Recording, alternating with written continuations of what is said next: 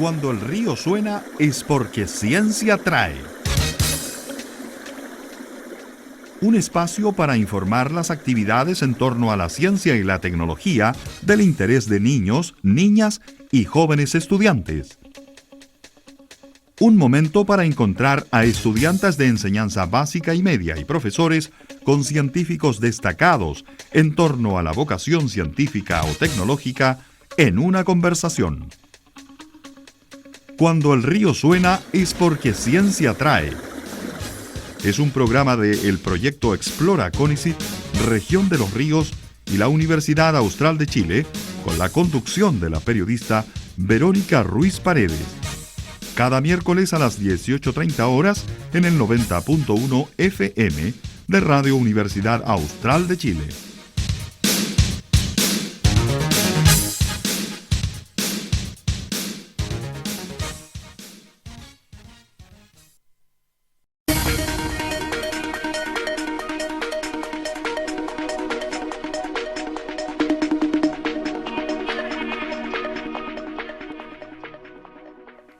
Buenas tardes, amigas y amigos. Bienvenidos al tercer capítulo de Cuando el río suena es porque ciencia trae. En esta oportunidad vamos a destacar la importancia de los espacios naturales como laboratorios y para ello estaremos junto a un ecólogo quien nos dará a conocer las funciones del bosque y su relevancia en la vida de los seres humanos, especialmente frente al cambio climático. Y también para informar de una actividad que está organizando el Jardín Botánico de la UACH. Como siempre, los invitamos a seguirnos en el Facebook Explora los Ríos y a participar en los concursos que semana a semana tenemos para ustedes.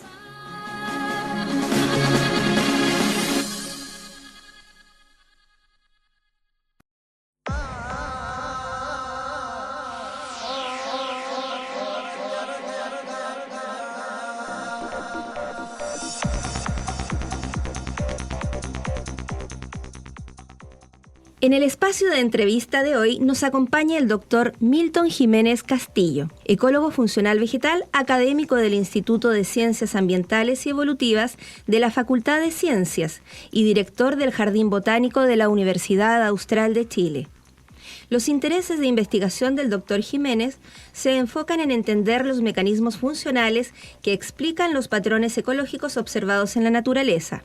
Hasta ahora, su trabajo se ha desarrollado principalmente en el bosque templado siempreverde del sur de Chile, considerando como sujeto de estudios plantas trepadoras leñosas y especies arbóreas de bosques adultos. Actualmente está dedicado a entender cuán vulnerables son las especies arbóreas a los futuros escenarios de reducción de precipitaciones pronosticados para el sur de Chile. Para ello, realiza experimentos de simulación de sequía en bosque adulto y utilizando una aproximación funcional estudia los efectos de la sequía prolongada a nivel ecosistémico, comunitario y de especie. Milton, cuéntanos, ¿cómo nació tu vocación científica? ¿Cómo estás? Hola, gracias por la invitación. Bueno, mi historia se remonta a cuando era bastante chico en realidad. Tuve la suerte de vivir en Concepción, yo soy penquista, en un lugar que se llama Villa San Pedro, frente a una laguna muy, muy hermosa, rodeada de bosques nativos en ese tiempo, hoy en día ya no queda nada, y un humedal espectacular, que es el humedal Los Batros. Ahí desde muy pequeño me fui fascinando con la naturaleza que me rodeaba. Yo jugaba arriba de los árboles con mis amigos, me metía al agua en la laguna. Íbamos, qué sé yo, a recorrer los senderos en el bosque y cada instante me fui maravillando con lo que la naturaleza me ofrecía. Luego, más grande, me di cuenta que podía ser una forma de vida, finalmente disfrutar de lo que tanto me maravillaba, y esa forma era estudiando ciencia, lo que me permitía finalmente cubrir esas inquietudes que siempre me generé pensando en, bueno, ¿cómo funciona la naturaleza? Básicamente esa era como mi gran pregunta de cuando era pequeño. ¿Por qué las especies viven donde viven? ¿Qué adaptaciones tienen las especies acuáticas, por ejemplo, versus las especies que viven en la tierra, plantas que viven arriba de la montaña, que tienen una forma, ¿cierto?, que tienen una función? son muy distintas a las que viven a la orilla del mar, etcétera. Siempre fui, dado mi entorno, maravillándome un poco con lo que me rodeaba, y eso me fue motivando siempre a ser curioso respecto a esta situación que me rodeaba. Finalmente decidí estudiar ciencias porque es lo que me permite cubrir justamente esas inquietudes. Y derivaste en la ecología. Es muy importante la interacción que se produce en el bosque, especialmente entre los diferentes seres que la habitan, ¿cierto? Específicamente, el rol del agua en este ecosistema. Sí, mira, cuando la gente habla de ecología, todos pensamos en salvar el planeta, liberen a Willy y los cisnes, te fijas, como un tema emblemático, como especie emblemática. Pero la ecología es súper compleja.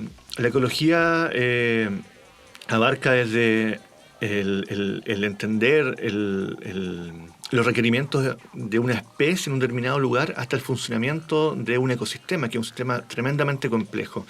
Y claro, en ese contexto, finalmente yo en este momento estoy bien enfocado en entender el rol que tiene el agua sobre el funcionamiento de las plantas en el contexto de cambio climático. Ya. Básicamente eso. Y así en general, ¿qué nos puedes explicar acerca del rol que cumple el agua en el cambio climático? Bueno, el cambio climático es una realidad. El cambio climático existe, tenemos registros históricos de los últimos 100 años, nacionales e internacionales, que demuestran que las precipitaciones en Chile han disminuido cerca de un 60%. Si tú piensas en nuestro bosque nativo, en un ulmo, por ejemplo, que perfectamente puede vivir 300, 400 años, ese árbol nació, tú vas al bosque y tiene 200, ¿cierto? Ese árbol nació hace 200 años en condiciones climáticas muy distintas a las que tenemos hoy, pero aún le quedan 200 años más de vida, ¿cierto? Y en este periodo de tiempo que le queda, cada vez vamos a tener menos agua, ¿cierto? de la que ha habido. Por lo tanto, para mí es crucial poder entender cómo las especies van a responder a este déficit hídrico que está pronosticado para los próximos años en Chile, y poder determinar cuál es la vulnerabilidad de esas especies, desde muchos aspectos. Por ejemplo, no sabemos si los árboles adultos se van a morir o no. Ha ocurrido en otros lugares del mundo que durante sequía prolongada existe mortalidad de árboles. Hay pruebas, hay evidencia de eso. No sabemos qué está pasando en nuestros ecosistemas. No sabemos, por ejemplo, cómo va a adecuar la planta su metabolismo, su fisiología para producir semillas. ¿Por qué es relevante? Porque si una planta en condiciones de sequía pierde la capacidad, producto del estrés, de producir semillas, significa que esa especie se va a reproducir menos. Y en el futuro, ¿cierto?, en 50, 100, 200 años, va a cambiar la estructura del bosque. Una especie que es resistente, por así decirlo, a la sequía, se va a reproducir mejor que una que no es resistente.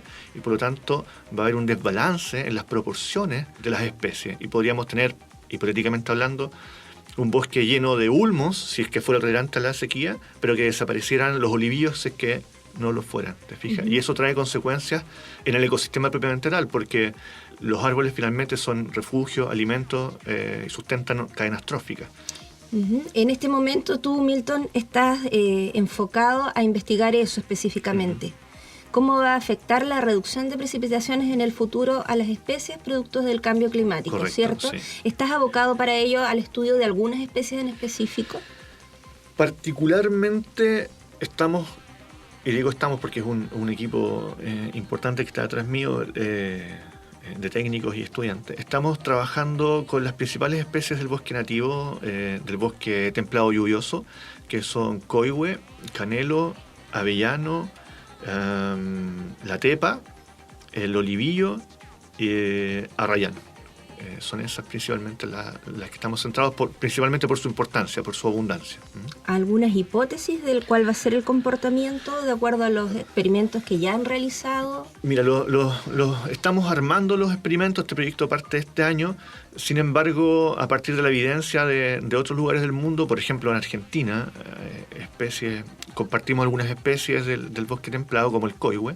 El año 98 hubo una sequía bastante intensa.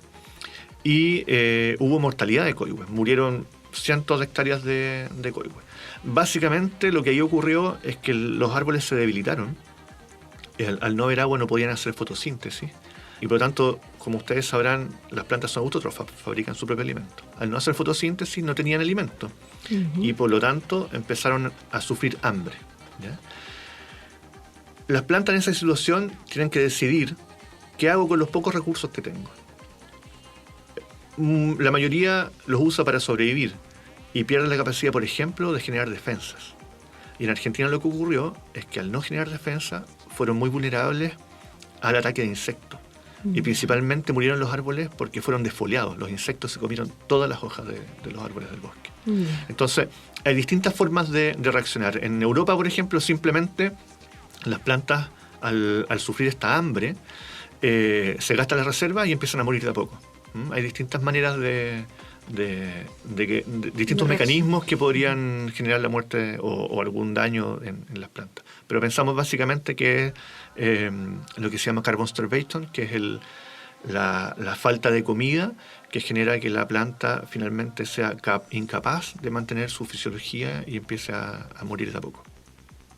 Y a pesar de estos pronósticos, el cambio climático es un hecho. Las sequías también, probablemente los pronósticos ya son más que pronósticos. Correcto, sí. ¿Qué han pensado los científicos respecto de estas consecuencias del cambio climático que es justamente generado por el mismo hombre? Bueno, hay varias aristas, varias formas de enfocarlo. Una cosa, y ahí es difícil la decisión, es pensar, bueno, entre comillas, ¿qué hacemos con las especies que son vulnerables? ¿Buscamos una forma de protegerlas o simplemente dejamos que la naturaleza haga su trabajo y desaparezca lo que tenga que desaparecer y se salve lo que tenga que desaparecer? Pero por otro lado, hay científicos que plantean, bueno, si nos podemos anticipar, y esto es causa de lo que nosotros estamos provocando, podríamos buscar medidas de mitigación. Y yo soy partidario de eso, en realidad, de buscar medidas de mitigación, en dos sentidos. Uno, en la protección de las especies que podrían ser vulnerables, y en el segundo sentido, en manejar de alguna manera los bosques para asegurarnos nosotros como población, ¿cierto?, el abastecimiento de bienes y servicios. Tú entenderás que el bosque no es solo belleza paisajística, no es solo madera. El bosque regula el ciclo hídrico, por ejemplo. Y en condiciones de sequía es súper importante mantener cobertura vegetal en las cuencas, porque el bosque actúa o genera las condiciones en el suelo equivalentes a una esponja. Entonces, cuando llueve, el agua queda retenida en el suelo y no escurre y se va de inmediato por el río. Se retiene en el suelo y en el verano, cuando no llueve nada, esa agua escurre lentamente. Y por lo tanto podemos asegurarnos, manejando las cuencas, manejando los bosques, podemos asegurarnos el aprovisionamiento de agua en periodos de sequía más intensa. Entonces, en ese sentido, por ejemplo, uno podría restaurar bosques degradados y pensando en el abastecimiento de agua futuro, y podría plantar especies que consuman poca agua. ¿Te fijas? ¿Cuáles pueden ser? Por ejemplo, nosotros tenemos algunos estudios que nos dicen que la avellana es una especie que consume muy poca agua respecto a otras especies nativas.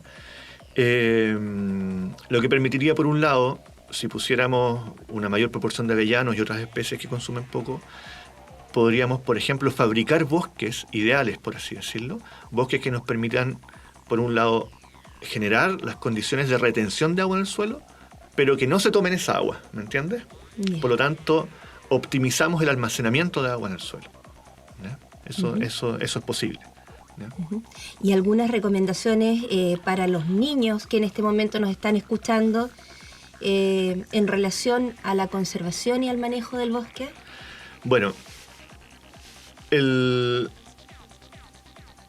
es difícil ahí poder entregar un mensaje a los niños pensando en lo abstracto muchas veces que es la ciencia y los datos que obtenemos los científicos, los datos numéricos, por así decirlo. Pero claramente el mensaje que yo entregaría es que no hay que ver al bosque como simplemente como la belleza paisajística que muchas veces nos llama la atención. El bosque es un sistema súper complejo. El bosque no es solo árboles, ¿ya? el bosque tiene una estructura física que permite, por ejemplo, lo que recién les mencionaba, retener agua y abastecer a los ríos de agua. Finalmente los bosques son los que retienen el agua de la lluvia y se la entregan a los ríos y nosotros nos tomamos esa agua. Sin ese bosque, cuando llueve, el agua simplemente escurre al río y se va. Perdemos esa agua. El bosque es una gran represa. Pero además, el bosque nos entrega otra serie de condiciones y situaciones para nuestro bienestar. La purificación del aire, ¿cierto? El aire que respiramos todos los días, que nos gusta tanto en el sur de Chile, está en esas condiciones limpias gracias a los bosques que capturan los contaminantes del CO2. El bosque nos entrega frutos, nos entrega fuentes de trabajo, nos entrega, bueno, les decía el agua, pero además sustenta toda esa biodiversidad con la cual nosotros nos maravillamos. Y esa biodiversidad es también fuente de trabajo, es también, por ejemplo, para el caso Valdivia, el destino selva valdiviana es un destino turístico, ¿me fijas? Por lo tanto, nosotros perfectamente podríamos conservar el bosque, no necesariamente hacerlo leña, ¿verdad? Que es la forma fácil de hacer dinero, pero podríamos sustentar nuestra propia vida, pero además muchas otras actividades económicas. El bosque, en términos de rentabilidad, es mucho más que leña, pero además, en términos de calidad de vida, sustenta lo que nos sustenta a nosotros como personas, lo básico, la proporción de agua y de aire. Uh-huh. O sea, el mensaje sería valorar en toda su dimensión el bosque, exacto, con todo lo que nos provee. Justo. Lo que llaman, parece, los productos forestales no madereros, ¿cierto? Sí, productos forestales no madereros vendría a ser parte de los bienes que nos entrega el bosque, pero también el bosque nos entrega servicios, ¿cierto? Ya, y esos como servicios, el turismo, la recreación, y el aprovisionamiento de aguas, por ejemplo, y la purificación del aire. Sí. Uh-huh. Tú hablabas delante de bosques ideales, el manejo del bosque pensando en este futuro que se nos viene con el cambio climático a través de esta generación o creación de bosques ideales, y nos planteabas como una de las especies el avellano. El avellano es una especie nativa. Correcto, sí. ¿Qué pasa con las especies exóticas, Milton? Bueno, es un problema terrible para mí, digamos. ¿En qué sentido? No quiero hablar mal de las especies exóticas. Las especies exóticas no tienen la culpa de lo que está ocurriendo en Chile. Los que tienen la culpa son quienes deciden plantar especies exóticas donde no se deben plantar esas especies exóticas. Por ejemplo, volviendo al tema del agua. Las especies exóticas tienen rápido crecimiento y por tanto consumen muchísima agua. Nosotros hemos medido, creo que somos los primeros en Chile que tenemos esos datos, diferencias de hasta 7 veces en la cantidad de agua que saca una plantación de eucalipto respecto a un bosque nativo. Son cerca de 7.000 litros al día de agua que extrae una plantación de bosque nativo, de eucalipto, una hectárea de eucalipto. Mientras que el bosque nativo, una hectárea, extrae cerca de 1.400 a 1.600 litros. ¿Me fijas? Entonces la diferencia es tremenda. Si tú plantas o reemplazas el bosque nativo en una cuenca que nos abastece de agua y pones eucaliptus, vas a sacar toda el agua que esa cuenca nos provee. Por lo tanto, el problema no es el eucaliptus, el problema es quién decide dónde se planta eucaliptus. No es malo plantar eucaliptus. El tema es que hay que tener una planificación del territorio. Y deberíamos, como sociedad, entonces, poder proteger áreas que nos proveen de estos bienes y servicios que nos provee el bosque, y definitivamente impedir que en esas áreas de provisión de agua, por ejemplo, se planten especies exóticas y dejar otras áreas para la plantación de especies exóticas. Yo creo fuertemente en la compatibilidad del uso de los recursos. El territorio es tan grande que podemos compatibilizar en un lugar plantaciones, en otro lugar reservas de bosque nativo para la provisión de bienes y servicios. Pero no podemos simplemente arrasar con aquello que nos sustenta a nosotros mismos como sociedad. ¿Me fijas? Porque ya veíamos que el bosque no solamente es árboles, es Exacto. toda la biodiversidad, incluido el ser humano.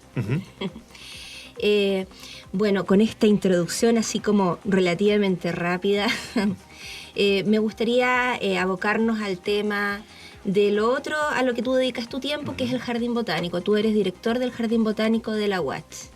Correcto, sí. ¿Qué actividades desarrollan en el Jardín Botánico de la UACH Milton? Bueno, el Jardín Botánico de la UACH es un jardín botánico complejo. Tenemos 3 líneas de trabajo, por eso se llama complejo. Uno, jardín botánico propiamente tal, nosotros tenemos una colección de plantas. A eso se dedican los jardines botánicos. Es el equivalente a un museo. Así como el Museo Filippi tiene piezas de colección, nuestras piezas de colección son los árboles. Muchas veces la gente entiende el jardín botánico como un parque, como un lugar para ir a jugar a la pelota, para ir a pasear al perro, pero en realidad es un museo. ¿Te fijas? Es un museo vivo. Entonces el jardín botánico se dedica a conservar las especies, ¿cierto? Es un muestrario de especies de todo el mundo y nuestro énfasis son las especies nativas de Chile. Por otro lado, nosotros hacemos educación formal e informal. En el Jardín Botánico es un laboratorio vivo para los estudiantes de ciencia, para los estudiantes de Ingeniería en Conservación de Recursos, para los estudiantes del área forestal, de agronomía. Por lo tanto, es un aula, es un aula abierta para la comunidad universitaria, pero también educamos a la comunidad en general, o al menos eso intentamos, dado que a través de actividades del Jardín Botánico podemos generar instancias de educación ambiental, por ejemplo, o podemos abrir muchas instancias del quehacer universitario hacia la sociedad. Y tercero, dije... investigación me queda, gracias. Y hacemos mucha investigación, ¿ya? Nosotros como universidad compleja nos caracterizamos por ser una universidad muy fuerte en el desarrollo de las ciencias. Y para eso el Jardín Botánico, como te decía, es un laboratorio abierto donde los investigadores recurren habitualmente, ¿cierto?, a las especies que ahí existen para hacer distintos estudios desde fisiología de plantas, estudios taxonómicos, biogeográficos, moleculares, etc. Y no solamente investigadores de aquí de la Universidad Austral de Chile, ¿cierto? Exacto. Habitualmente nos están visitando investigadores de otras universidades de Chile y también de otros países, dado el buen nivel de la colección de plantas que tenemos. Ellos muchas veces vienen a buscar muestras a nuestro jardín botánico. ¿Se estima en qué número la cantidad de especies presentes en este jardín? Son cercanos a las 1000 especies. Nosotros no tenemos el listado oficial, dado que todos esos antecedentes se perdieron en el incendio del edificio Pujín. Sin embargo, ahora en nuestro nuevo plan de desarrollo, uno de nuestros objetivos es reconstruir nuestra historia como jardín botánico y entre eso, por supuesto, generar el listado oficial de especies. Las estamos georreferenciando, las estamos identificando, ¿cierto? Estamos colectando sus semillas, etcétera. Estamos, Milton, frente a un jardín botánico con características de jardín complejo, se le llama, por el hecho de que hacen educación formal, educación no formal, tienen esta colección de alrededor de 1000 especies y además se dedican a la investigación. Correcto, sí. Y estamos también frente, como decías tú, a un laboratorio natural, que es lo que también promueve el programa Explora CONICET, el de aprovechar estos espacios naturales, en este caso el Jardín Botánico de la UACH. Y comenzábamos conversando en relación a la importancia del bosque. Pues aquí, en la ciudad de Valdivia, en el campus Isla Teja de la UACH, tenemos un bosque con muchas especies. Tú nos hablabas de una diversidad bastante grande que está más o menos sectorizado. ¿Qué tipos de planta, qué grupos de planta tienes? Nosotros tenemos, una de las gracias de nuestro jardín botánico es que hacemos conservación in situ y ex situ. ¿Qué significa eso? In situ son árboles, especies que originalmente crecieron en ese lugar y son parte de nuestra colección. Y ex situ son aquellas plantas que traemos de otros lugares y plantamos acá. Tenemos esa mezcla. Y por eso tenemos una buena representación del bosque valdiviano, ¿ya? Es nuestro foco, pero también tenemos, por ejemplo, en una de las esquinas del jardín botánico, ejemplares del bosque magallánico del sur de Chile. Tenemos una buena colección de coníferas del hemisferio norte. Tenemos especies caducifolias de Europa. si la gente que ha recorrido el jardín botánico en otoño probablemente se maravilla de la cantidad de colores, bueno, eso es consecuencia de las especies caducifolias, las que pierden las hojas. Tenemos una buena representación de especies de Chile central, y prontamente queremos dar la cara al río, hacia el Caucao, y poder habilitar un sendero que ha crecido ahí de manera un poco espontánea, para incorporar las especies acuáticas al jardín botánico. Uh-huh. Nos gustaría hacer eso. Y todo esto está señalizado como para que los amigos que nos están escuchando, los niños y los jóvenes, vengan aquí a conocer este jardín botánico y distinguir estas especies de las que tú nos hablas. Sí, estamos justamente en ese proceso. Hace un par de meses colocamos más de 100 letreros identificatorios de las especies. Aparece su nombre común, su nombre científico y su origen, de dónde vienen. Tenemos algunas áreas, estas unidades demostrativas, que también tienen una señalética que indica algunos antecedentes generales, pero relevantes respecto a estas plantas. Y estamos en este momento trabajando, gracias a un proyecto de la Dirección de Extensión, en recuperar la colección de plantas medicinales.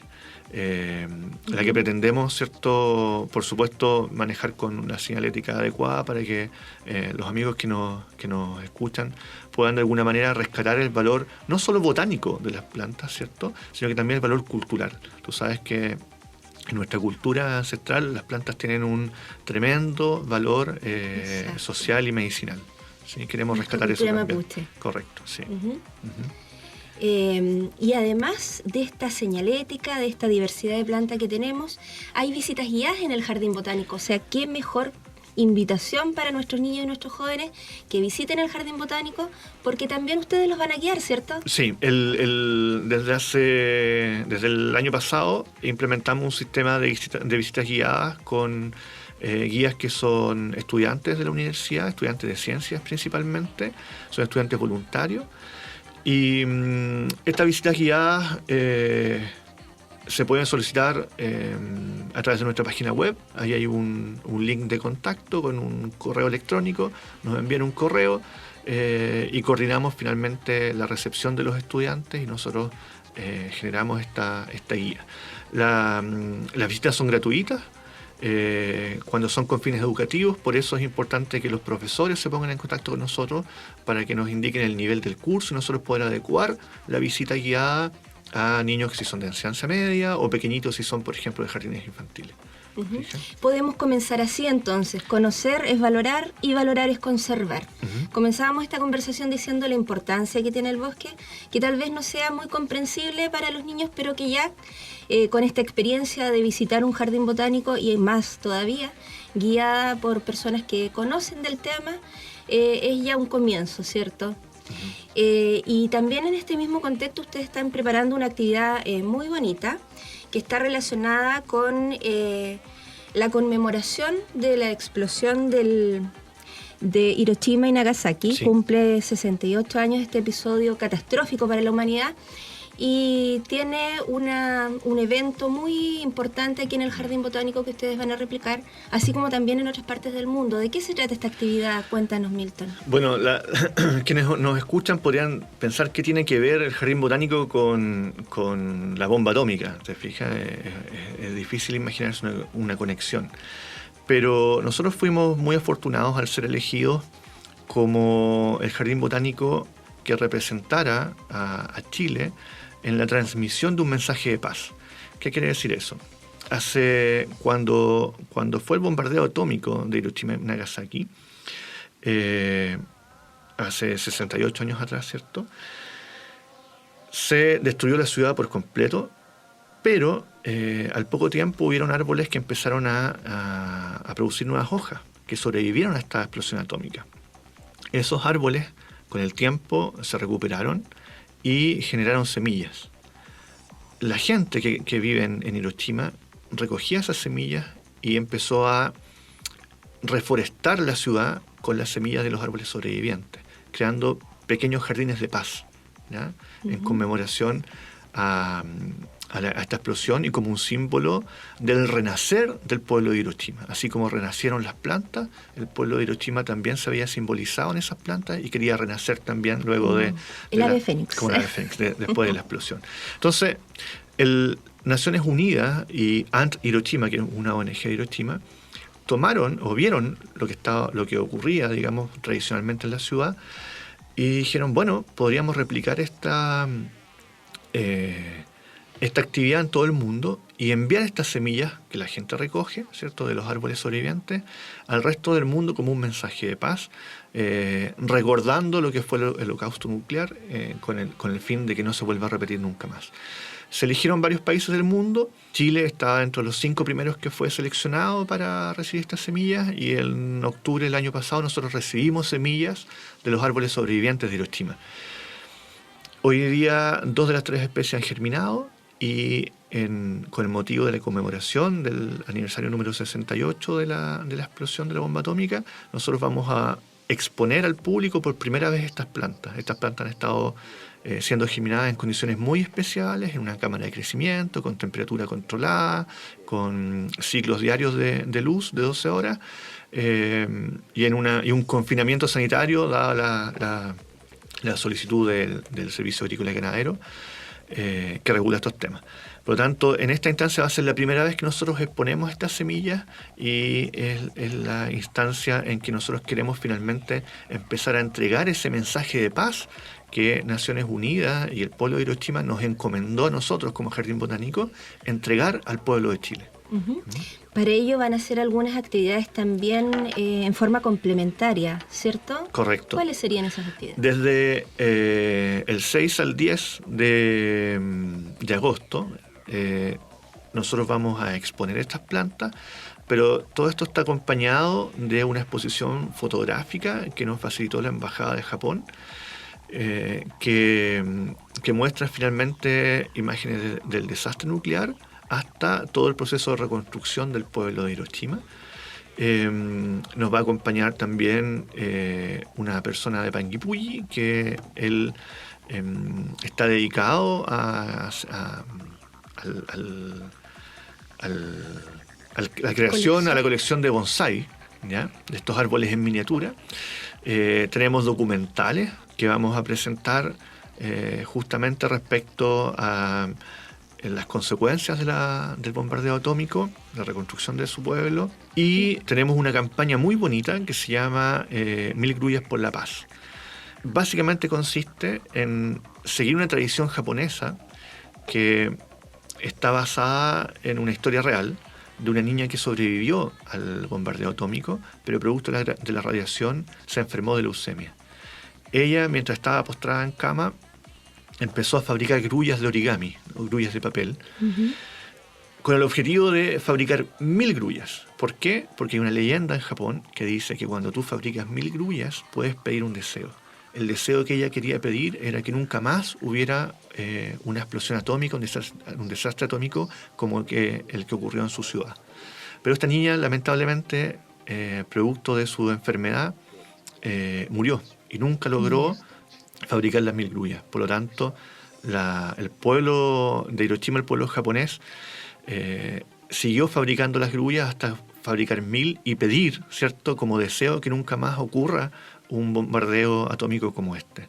Por lo tanto, nosotros queremos, en ese mismo sentido, hacer esta campaña en que vamos a fabricar 1000 grullas para pedir como deseo que nunca más se repita un desastre como el que ocurrió en Hiroshima. Y por eso están todos los niños, principalmente en los colegios, invitados a venir el día 6. Durante todo el día vamos a estar con ayuda de los amigos del Club de Cultura Japonesa, enseñándoles a hacer grullas de origami. Vamos a tener los materiales acá y la idea es que los colegios puedan ayudarnos a juntar estas 1000 grullas y ojalá 2000 y 3000. ¿Te fijas? Uh-huh. Y podrían incluso durante la semana seguir fabricando en sus colegios y traernos las grullas para la campaña. Entonces reiteramos la invitación a los colegios de la región de Los Ríos, de todas las comunas si es posible, que vengan a participar de las actividades programadas entre el 6 y el 9 de octubre aquí en la Universidad Austral de Chile. Correcto. ¿En qué parte específica se van a desarrollar estas actividades, Milton?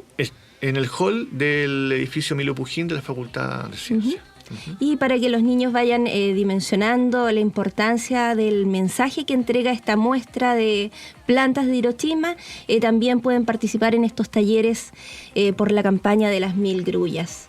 Milton, ya estamos llegando al final de nuestra entrevista. Si tú quieres, te dejo el micrófono para que des algún mensaje a los niños y jóvenes que tienen quizás la misma vocación que tú en este momento, que están despertando a observar el entorno, a conocer lo que la naturaleza les ofrece para desarrollar la vocación científica. Bueno, mi mensaje es para los niños y también para los profesores.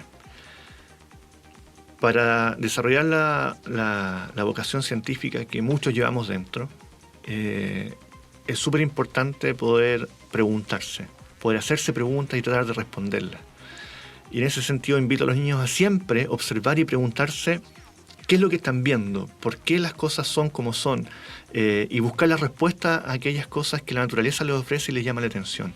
Y a los profesores a estimular a los niños a preguntar. Muchas veces ocurre en la sala de clases que el niño que pregunta mucho molesta, ¿cierto? Pero si impedimos que los niños desarrollen esa curiosidad, vamos a coartar, ¿cierto?, la capacidad de observación y la capacidad de cuestionamiento, que es la base para crecer con una inquietud finalmente científica, lo que nos lleva a desarrollar la ciencia. Así que básicamente es eso, siempre preguntarse por qué ocurren las cosas, siempre observar, siempre disfrutar con las cosas que nos rodean y sorprenderse con las maravillas de la naturaleza.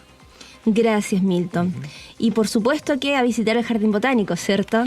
Por supuesto, nada mejor que impregnarse un poco de nuestra naturaleza a través de un lindo recorrido por el Jardín Botánico. Y para eso, Valdivia, somos privilegiados los valdivianos. Y los visitantes, por supuesto, que también pueden visitar estos puntos verdes que tenemos en la ciudad. Gracias, Milton. Gracias, Ari.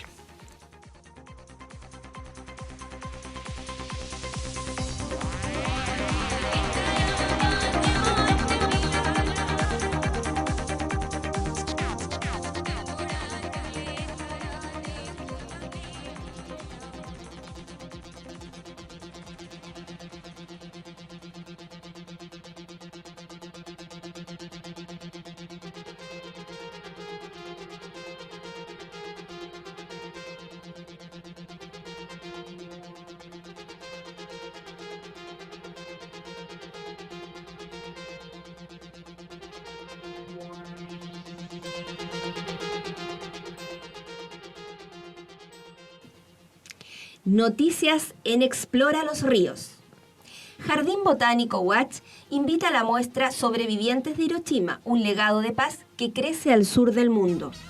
El Jardín Botánico de la Universidad Austral de Chile desarrollará una muestra conmemorativa del aniversario 68 del bombardeo atómico de Hiroshima y Nagasaki, el cual constituye una de las más grandes tragedias de la Segunda Guerra Mundial. Este evento surge tras la donación al Jardín Botánico de la UACH de semillas de árboles sobrevivientes al bombardeo atómico sufrido en Hiroshima en el marco del proyecto Green Legacy Hiroshima, impulsado por Naciones Unidas, cuya misión es entregar un mensaje de paz para la humanidad a través del legado verde de Hiroshima. La muestra Sobrevivientes de Hiroshima, un legado de paz que crece al sur del mundo, se efectuará desde el martes 6 al viernes 9 de agosto en el hall de la Facultad de Ciencias del campus Isla Teja de la UACH en Valdivia. En esta conmemoración se llevarán a cabo diversas actividades, como exhibición de plantas sobrevivientes de Hiroshima, exposición fotográfica de la historia del bombardeo atómico de Hiroshima, entre otras actividades. Proyecto Explora CONICET Región de los Ríos y SEX invitan a celebrar el Día del Niño.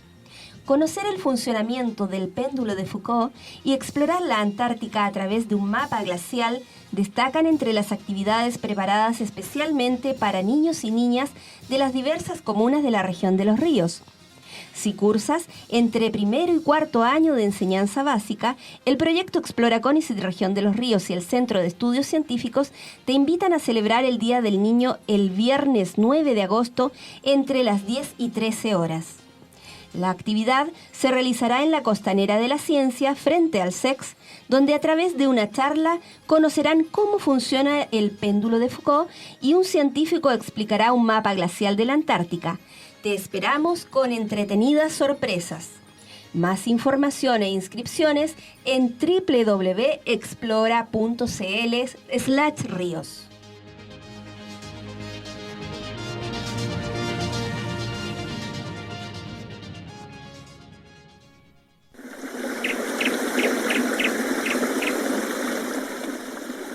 Cuando el río suena es porque ciencia trae. Es un programa del proyecto Explora CONICYT, Región de los Ríos, y la Universidad Austral de Chile. Cada miércoles a las 18:30 horas en el 90.1 FM de Radio Universidad Austral de Chile.